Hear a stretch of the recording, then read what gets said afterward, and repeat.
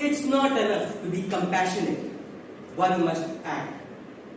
This is a quote from his famous spiritual guru, Dalai Lama. In accordance with this quote, I always have the urge to work for the welfare of the society.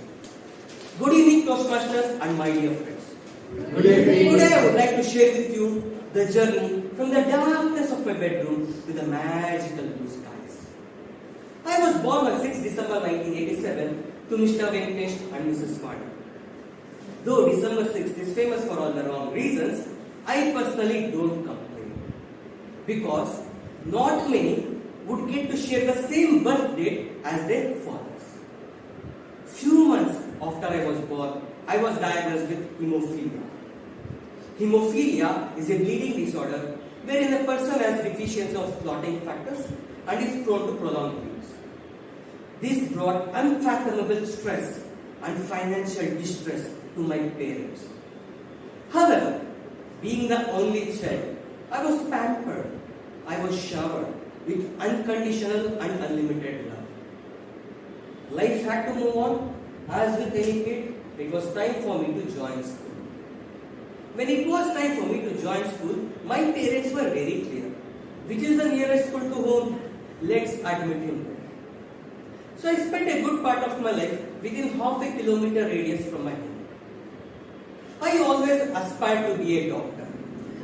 Thanks to a good score in 10th standard exams, I joined pre-university course as a science student. Few months into the course, tragedy struck. I suffered from brain infection. Just when doctors had given up on me, I miraculously came back stronger with a positive outlook. Though I had to sacrifice my ambitions, I decided to proceed with the path that lay ahead of me.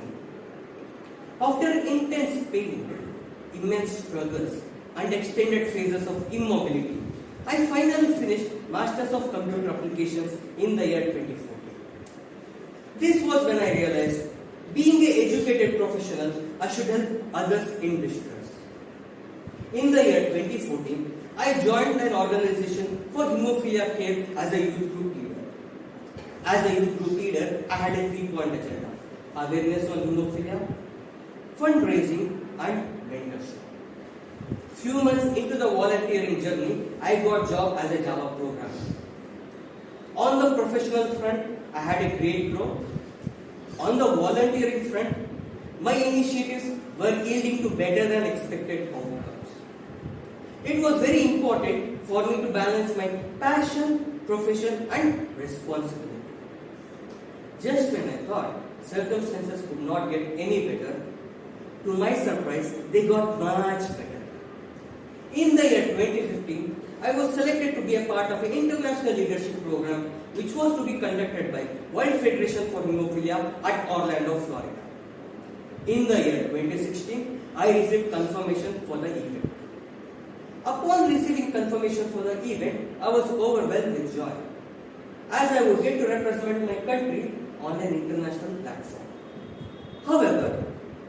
However, human mind plays its games.